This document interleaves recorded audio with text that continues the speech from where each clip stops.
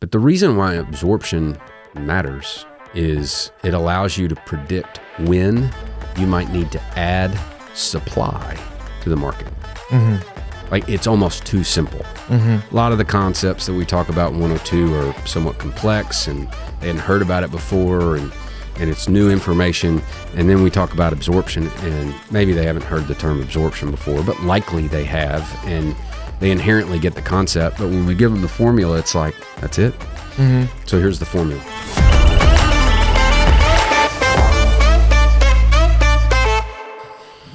Look at this new mug. So it's black and you don't see any of the characters or anything. And then when you fill it with hot, it activates. Heat activated. I get it because it's dark at the top. Yeah. I get it. Like, I'm hearing the ding, ding. Like, that's not the right noise, but it's the ding, ding, ding, ding, ding, ding, ding, ding, ding. Birdie's. Last night, she wouldn't go to sleep. I think she was so excited. We had cake. It was her birthday. Yeah, right? yeah. And right now, she was on Boss Baby. Right now, she's on Mario Luigi. Oh, which I've never actually seen. Oh, great. It's great. Like, even for yeah, I mean, you're a Mario fan. Like, it's made for what? Dude, I had a friend. Like, Mom and Dad wouldn't let us have a Nintendo when we were really young, like before you guys were around. Yeah. And man, I got a little taste of Super Mario Brothers. Oh, and man. It's like, it was all I thought about. And I had a friend who lived close enough to ride my bike to, and I was like, hey, Mom, can I go over to, I don't even remember who it was. I remember he had a Nintendo. Yeah. And so, man, I'd go over there and, basically just, can I play Mario? Yeah. And then I'd totally ignore him. And, it was like, us totally using him for his Nintendo. Yeah, sure. Oh, I got to tell you this. What? Ryan Reynolds, I'm a big fan. Yeah, me too. Okay, but he's made some crappy movies. Oh, yeah. I mean, really, really crappy. Oh, yeah. Like Green Hornet. Oh, you just sounded like him when you did. Real crappy. Yeah. But like what he's doing with Wrexham and some of that stuff, Deadpool. like I just... Oh, good. Yeah. But Autumn and I kind of had a date night on the couch the other night. Yeah. And it was cold outside. We built a fire in the fireplace. And she's like, I saw some clips of this movie on TikTok or whatever. And it's Ryan Reynolds and his daughter's kidnapped. And it's a movie about him getting her back. And is it a new one? Or? Man, is it called Captive maybe or something? It's from 2014. Oh, okay. And I had seen some of those clips too. Yeah. And so, when she brought it up, I was like, okay, I saw that. And we watched the movie, and an hour in, it was like... So bad. I just looked over at her, and she's like, I'm sorry, this was a bad one. But we were an hour in, and so I looked up, 40 minutes left, and I was like, we gotta run it to the end. But it was not good. Yeah.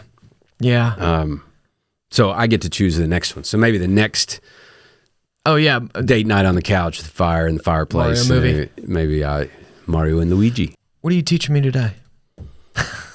Absorption. Have you ever heard of absorption? Have we ever talked about absorption? Yes. We have. Mm-hmm. Well, I mean, I don't think it's been the main topic, but absorption is when you've got vacancy, and you fill the vacancy. Ish. Okay. Well, bye. Are you ready for a pop quiz? But we've hit on it a couple times. Well, why don't we just break it down a little bit more? I would love that. This is, I bet you would. In all the 102 classes that I've ever taught, okay, we've so far, and I haven't been doing this for too many years. Everyone gets it wrong. This one, they don't have a perfect score.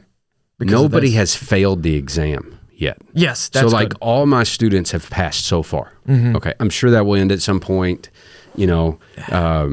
But I've never had a class get all the absorption questions wrong or correct. Right. And so I've already talked about all this before. We did CRE lingo, so we could have talked about it in there.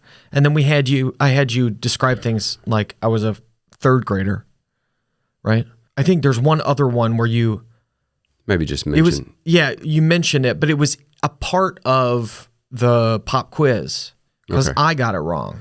Okay. Because I thought it was the opposite. I just remember because it was just. So far, like you're finishing my sentences. I know. So I'm like, let's see. Are we? Well, let's just roll with it because I think we can. And this might be a little bit of a shorter episode, but absorption plays a key role in market analysis. Oh, now we're talking. Yep. So let's just talk about what it is, and then we can talk about, how somebody can utilize it to make good decisions. So absorption is simply it's the metric that tells you what the rate of spaces going from vacant to occupied are. Basically what you said. Okay, so there's a formula, and this is why I think students miss questions on the 102 exam on absorption, because this is so simple. Mm-hmm.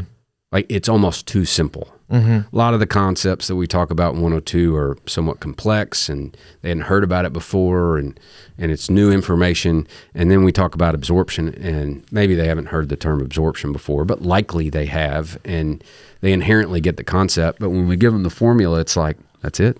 Mm-hmm. So here's the formula. Beginning of year occupancy minus end of year occupancy. Wait a second. I think I might have said that wrong. And now I'm second guessing myself. So let me make sure I'm not leading our friends into a ditch. Well, that would make sense. Beginning of the year occupancy minus end of the year occupancy. Because you wouldn't measure things by vacancy, or maybe you would. I'm going to venture to say beginning of the year minus end of year gives you your absorption. But there's another important part, because it's the rate at which these spaces go from vacant to occupied. I guess you measure the rate by the year. Well, there's an absorption rate, and then there's just the raw number of absorption. But how do you figure out the absorption of commercial real estate? I found this on the web. Net absorption. yeah. All right. I was... Evaluate the total square feet. Right. I think I was... frankly, now I don't remember exactly what I said before. You said beginning of the year minus the end of the year. It's beginning of the year occupied space minus the end of year occupied space.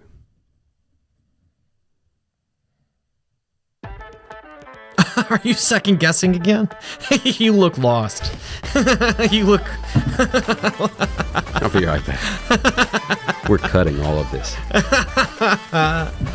Oh, man.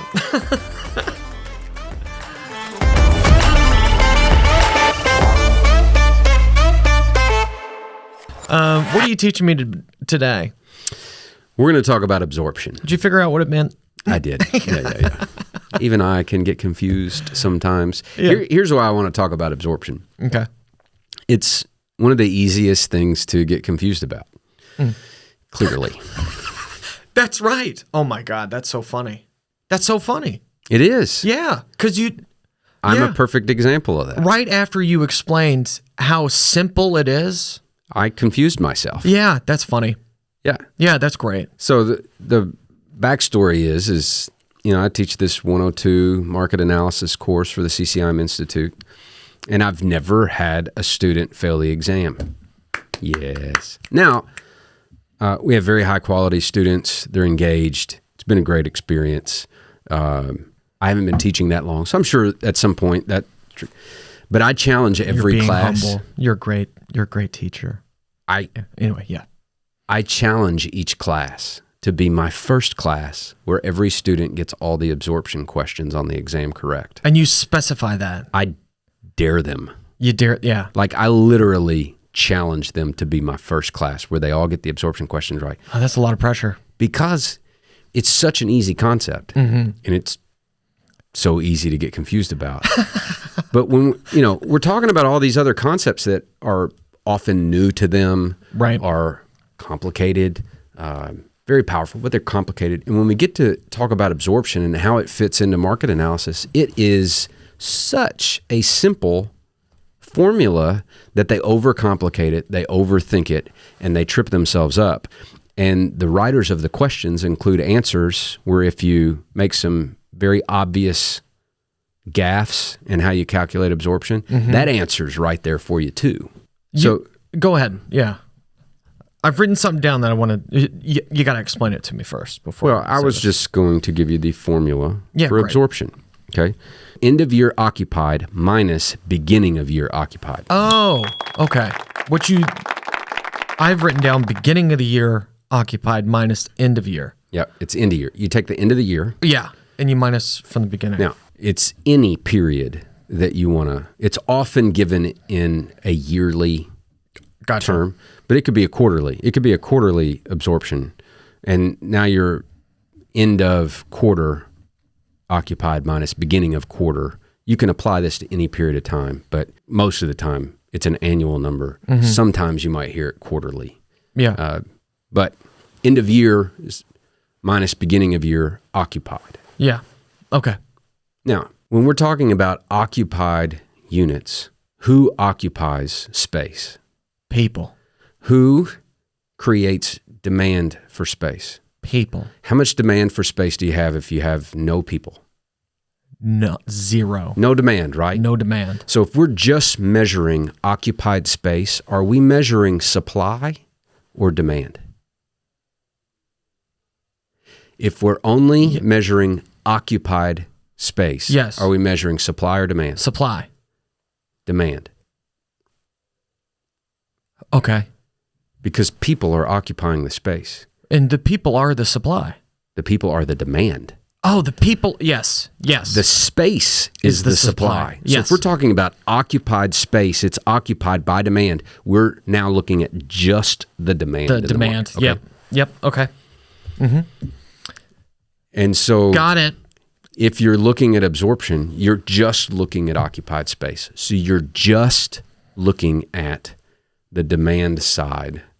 Absorption is a metric that measures demand. Yes. Okay. And when people get it wrong, what's the most common misconception?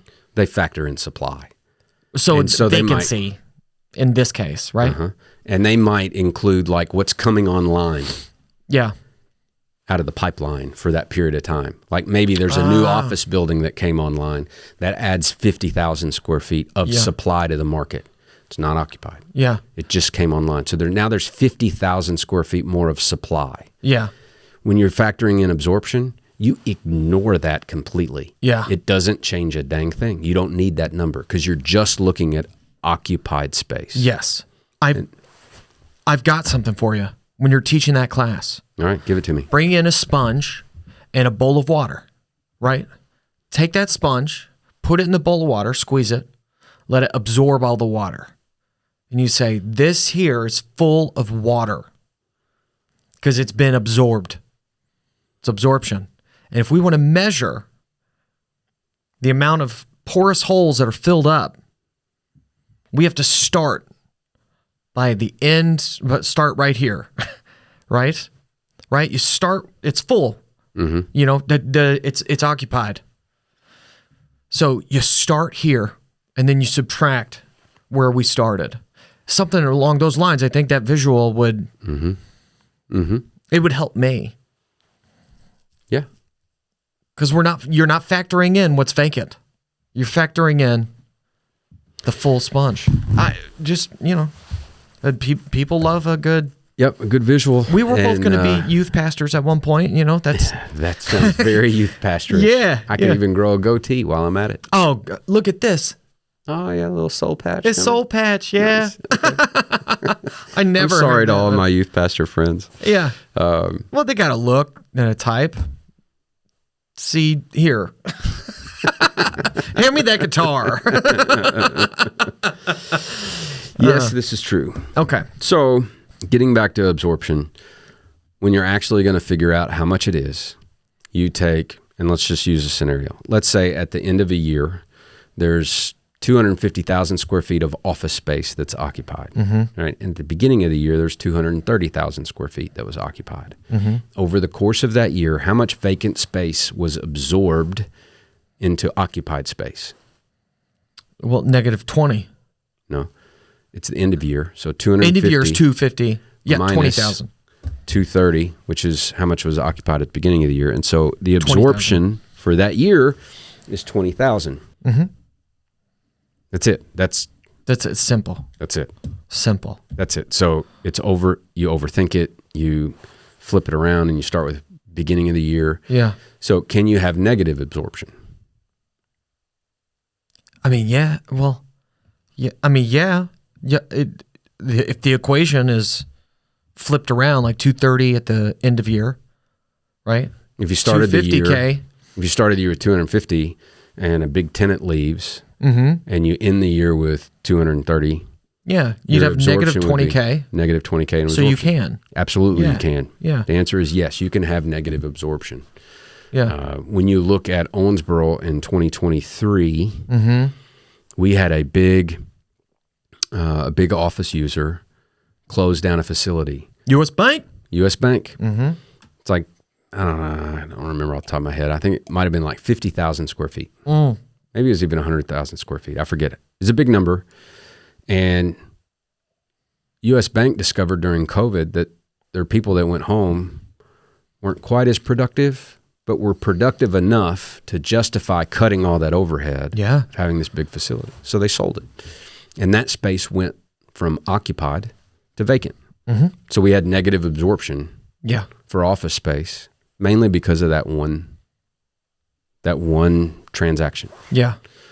Now, they sold it to the school system, and in 2024, or maybe 2025, depending on how long it takes them to renovate it and turn it into what they need, that space is going to go from vacant to occupied. Yeah. And so we'll have absorption of that amount of space that will come back. Yeah. All right. So you can see how it ebbs and flows. All right. But the reason why absorption matters is it allows you to predict when you might need to add supply to the market. So would that be like for a developer? Yes. Yeah. Absolutely. So imagine this. Okay. Let's take self-storage. It could be any property type. So let's use retail instead. Okay. No, let's just stick with office. We've been talking about office. Let's stick with office. Okay. Let's say apartments. We could do well. We could do industrial. Now we've talked about them all. Yeah, okay. That's all. I just want to get them all in there. Yeah. Don't want to leave anybody out. I'm a CRE expert now. This would be a good time to hit subscribe if you want to absorb all the knowledge like I have. Yeah. All right. So let's just say we're an office developer. Okay, and we do a market analysis and we see that there are 500,000 square feet of supply in the market. Okay, so there's 500,000 square feet of space, of which 80% of it is occupied. Okay. So right off the top, there's 400,000 square feet that's occupied, and there's 500,000 square feet that exists total. 80% is occupied, 500,000 total. Okay.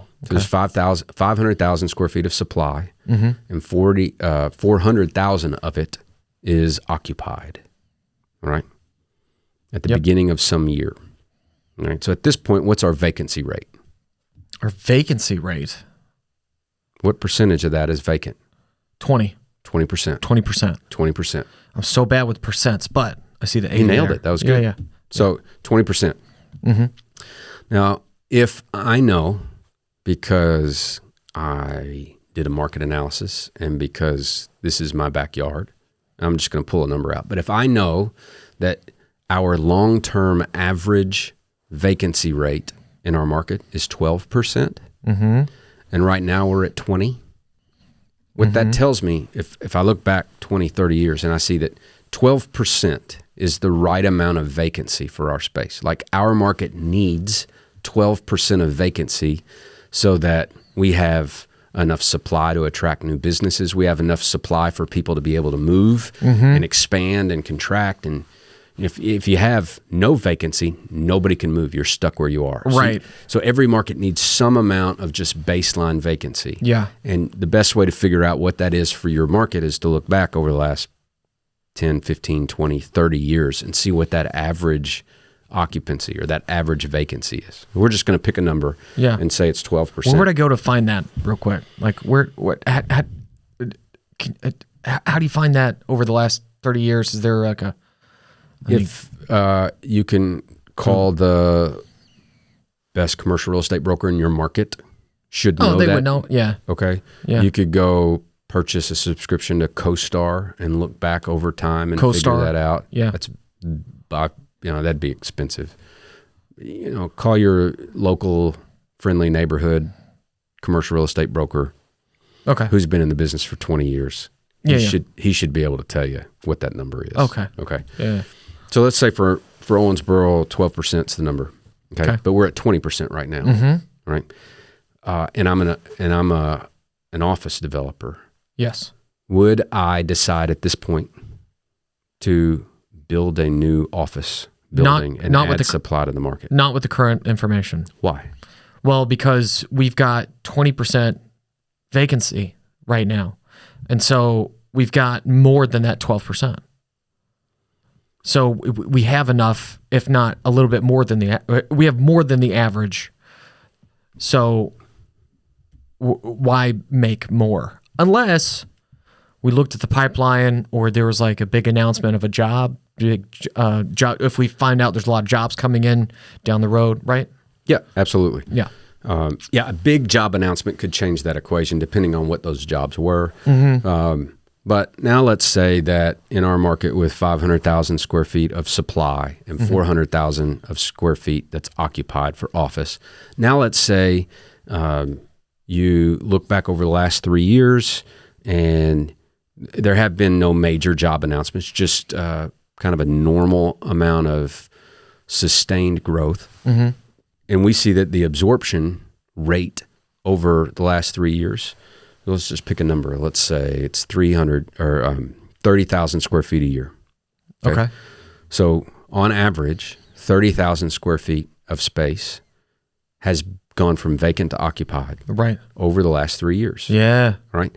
Now, if we look around and see, no major job announcements that are going to really move the needle. Sure. But if we look around and understand our market well enough and we can say, okay, I can reasonably expect that rate to continue, then the question becomes, when do I build a new office product?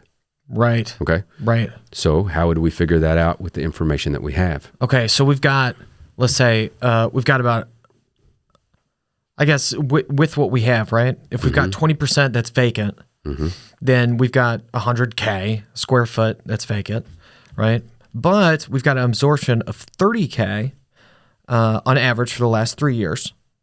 So far I've got my numbers right?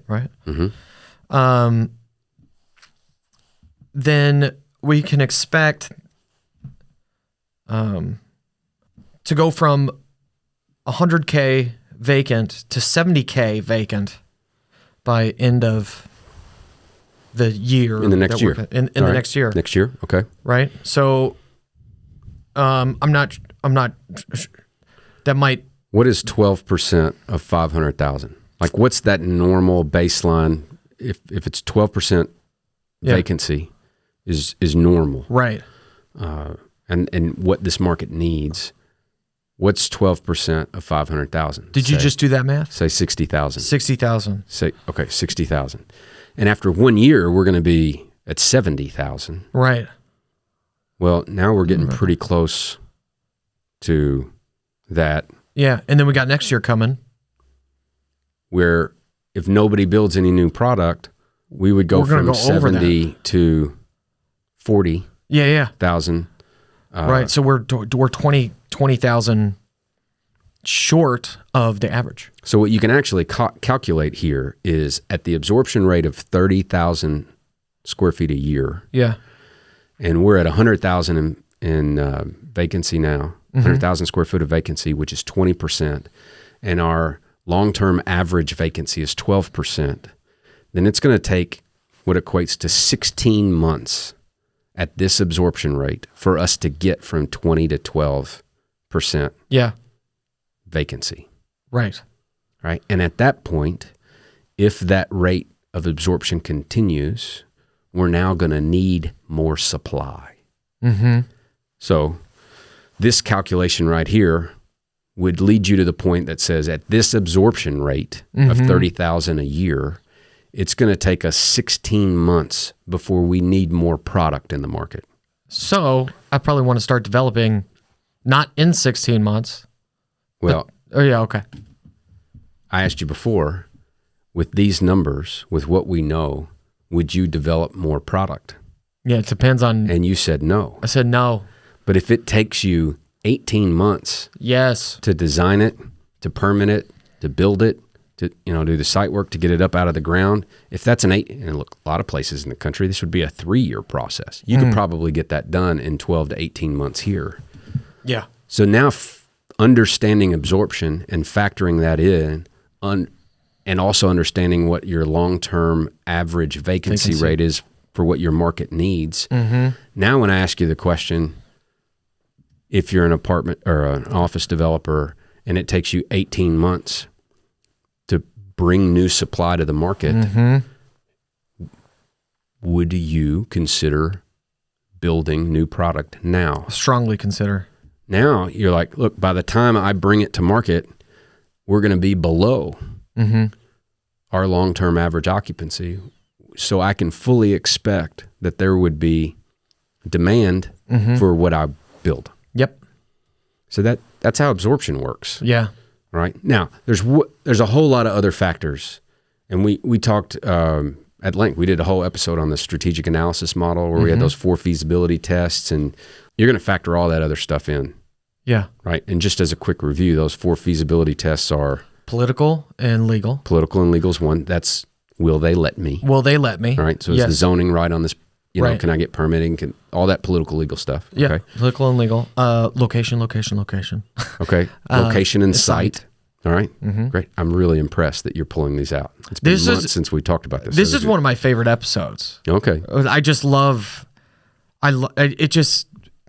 If you haven't watched it yet, boom. Okay. So will they let me? Political and legal. Location and site. Yeah. The cost. What's it gonna cost? Is that financial feasibility? Financial feasibility. Okay. Yeah. Give me like a hard clue. Well, the absorption question, like figuring out absorption rate, would be a part of this 4th one. And is it needed? Part of the is it needed? Okay, that's close enough. Yeah. To the competitive and market analysis. Oh yes, I always forget that one. So you'll look around. What's the competition doing? Is there a need? Yeah, you look at the demographics. Compare. You do your economic base analysis, the shift share analysis. You'll do all those things in the comparative or competitive and market analysis. And absorption fits in there. It's like, what is the absorption rate? Yeah. Now you may use that number in the financial feasibility, but it fits better in the comparative and market. Anyway, competitive and market analysis. Yeah, gotcha. So you're not just going to figure out long-term average vacancy and absorption rate and then decide whether you're going to build something or not. Yeah. But it's part of that competitive and market analysis feasibility study, along with political, legal, location and site, and financial feasibility. If all of those point to green light, then you might decide to pull the trigger and go ahead. Right. But that's how absorption fits in. And it's just, to calculate it, it's really, really easy. You go to the end of whatever period of time, normally a year, and you say, how many units, how many apartments, how many square feet, whatever the case is, how many are occupied? Right. And then you go to the beginning of that period and say, how many were occupied then? And then you take the end of year number and you subtract it by the beginning of the year, and it tells you how much space has been absorbed over the course of that year or over that period of time.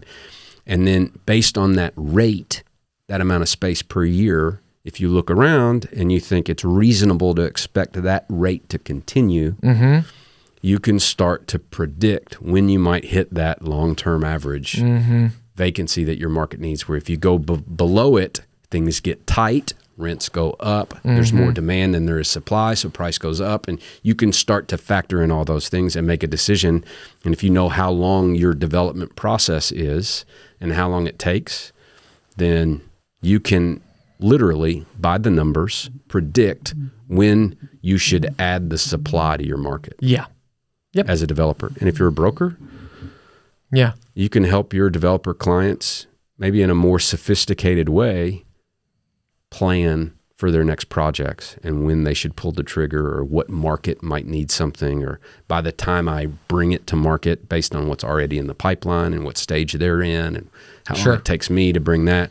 Like you can see, when I should start the development process so that I deliver my product at the right time. Right.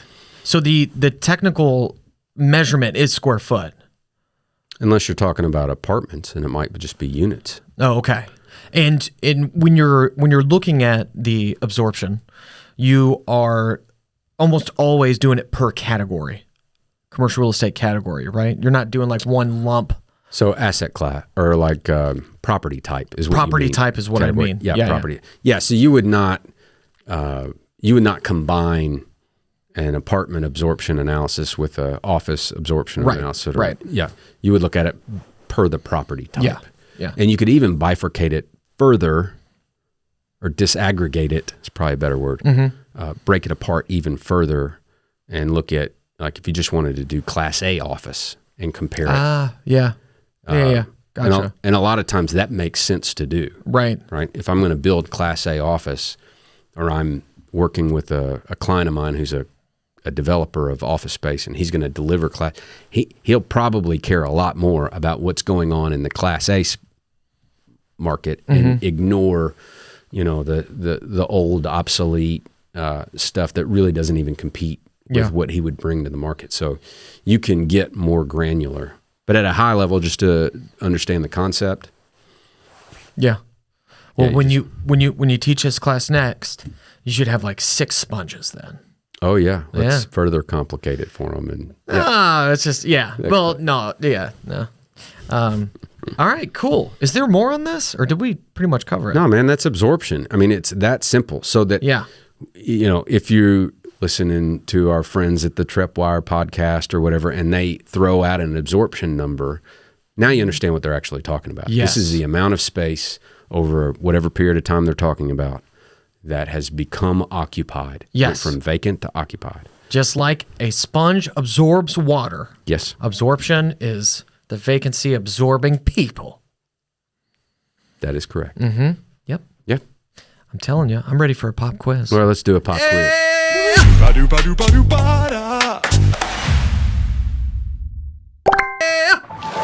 Okay, so first off, let's do the obvious first question. I just changed my mind. Let's do this as your first question. Okay, great. You can answer in the comments as well, or you know what? Why don't you all ask us? Why don't you ask me a question, and I'll answer it at another time, or Bo will as well. Make a comment. I get more targeted with what we need. Okay, cool. All right, question 1. What's the formula for absorption? End of year, occupied, minus beginning of year, occupied, depending on the period of time that you're measuring, right? But end of year, occupied, square foot, or unit, Yep. Minus beginning of year, occupied. That's exactly right. All right, end of some period, occupied, minus beginning of some period, occupied. Yes. Okay, great. Typically a year. Sometimes a quarter. Yeah, which was question 2. Oh. What are the 2 main time periods that you'll generally hear? A year or a quarter. A year or a quarter. Wow. All right, so probably 80% of the time, maybe even more, if you hear somebody talking about absorption, they're talking about over the course of the year. Sometimes you'll hear it over the course of a quarter. They'll generally make that clear. And okay. Great. Good. Question 3. How do I want to frame this to not just make the answer completely obvious? When we're calculating absorption, what do we absolutely ignore? Vacancy. Supply. We ignore supply.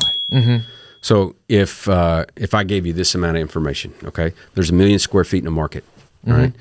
At the beginning of the year, 80% of it, or 800,000, was occupied. All right, at the end of the year, 850,000 square feet was occupied. All right, what was the absorption over that year? The beginning of the year was 800. End of the year was 850. End of the year was 850. So you'd have 50K, 50,000. What number did you not need? The million. The 1 million square feet, which is a pure supply number. There's 1 million square feet of supply in this market. I could have said there's 2 million square feet of supply in that market. What changes? Nothing. When you're calculating absorption, nothing changes. There was 50,000 square feet of absorption that year. Yeah. What if there was 972,500 square feet in the market? In total, it doesn't matter for absorption. It doesn't matter because you don't look at the supply numbers when you factor when you're trying to absorption. find absorption. Yes. It's purely a demand side look. What is the space that's occupied at the end of the year? What was the space that was occupied at the beginning of the year? Subtract, and you got it. Okay, true or false? Question 4, true or false? It is possible to have negative absorption. True. True. All right, I know that's a gimme, but it's true. Was if you see a negative absorption number, then more space over that period of time became vacant, then became occupied. Yes. Negative absorption. Yes. Okay. Now, why? It's question 5? It's question 5. Okay. Why is understanding absorption, what it is and how to use it, why is that important? So you need to figure out demand. Well, no. In this case, it'll help you decide whether or not to develop if there is the demand for development. It helps you predict when there would be more demand for your product. Yes. Okay. So if you're a developer and you look around, it's important to figure out what that long-term average vacancy is so that you need to understand what that is for a market. Like we do these case Doesn't matter studies. for absorption, but it does matter once you understand what the absorption is. You need to look at the long-term vacancy rate to help make that decision. But when finding absorption, long-term vacancy rate does not come into play until after you've got that absorption, right? Very nice. Yeah. Yes. So you got all 5 right. Yeah, Now, baby. consider this. All right. This is an example of how commercial real estate is local or even hyper local. Okay. In Owensboro right now, there's less than 3% vacancy in the industrial market. Of all the industrial space that we have in Owensboro, there's less than 3% that's available. In one of the largest submarkets for industrial space in Dallas, there's about 20% vacancy right now. All right. That's wildly different. Would you agree? Yeah. Less than 3% versus over or 20%. even over 20%.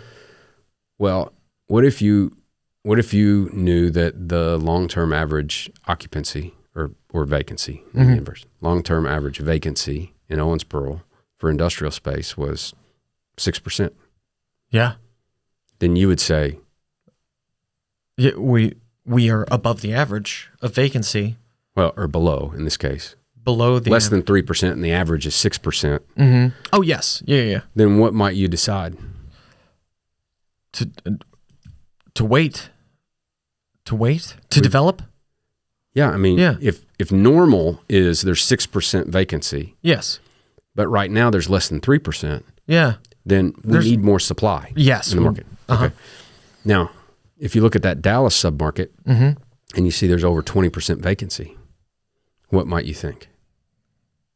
I better figure out what the long-term vacancy rate is for Dallas. Exactly right.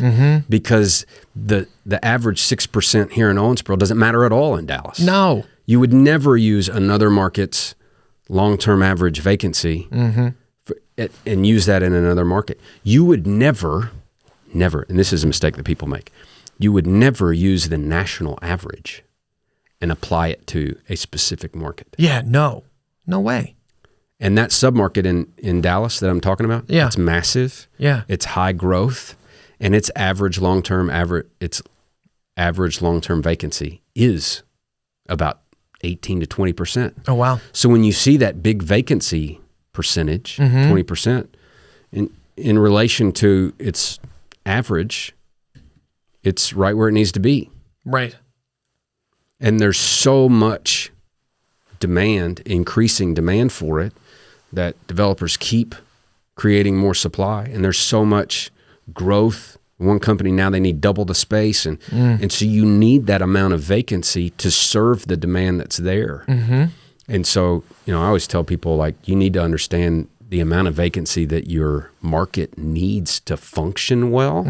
I just don't want any of that vacancy in any of my properties or any of my clients' property. Like, we need a certain amount of that vacancy, but I don't want it in my properties and I don't want it in my clients' properties. But the market needs it. Right. And so if you own property, understand, like, if you got some vacancy, your market needs that vacancy. There is a mom and pop with a dream that's going to need space. And so there needs to be some vacant space for them to take a shot at their dream, right? If a new company wants to move to Kentucky to do business because, our cost of doing business here is lower than it is in most parts of the country. We have cheap power and water, and like, there's other reasons. There needs to be some available space here for them to move their operations here. So you need some of it, but you don't have to accept that your property needs that vacancy. Right. So Okay. Oh, yeah. So absorption is key, but it's really hard. It's really hard to figure out how to use absorption if you don't understand the long-term average occupancy or vacancy. So call your friendly neighborhood broker. 926-1101, 270-926-1101. If you want to get a hold of Bo Barron to figure out the vacancy rate of Owensboro, Kentucky, right? The average vacancy rate. I really loved this. Yeah, like, to break down one little factor here. We've done that a few times, like with cap rate, but there's so much we can delve into. And with your experience as a CCIM teacher, you are able to see, like, the most common misconceptions or that people have. And if you're watching right now and you're like, oh my goodness, I finally understand absorption because of this, share this with your other friends who also need to know this.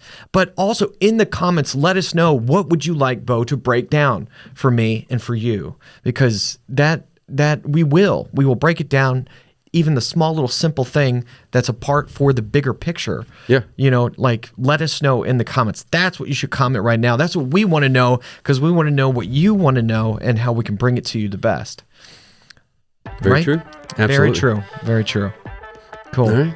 Yeah. That's it, baby. That's absorption. That's it. Absorption. Remember that sponge. All right. Love you, brother. Love you, man. Bye, Alice. Bye. Hit that subscribe button. If you're listening on a podcast platform, please leave a review. It helps us out a great deal in this world. Sign up for our sign up link with the signups, so you don't miss anything that we do, because you wouldn't want to do that.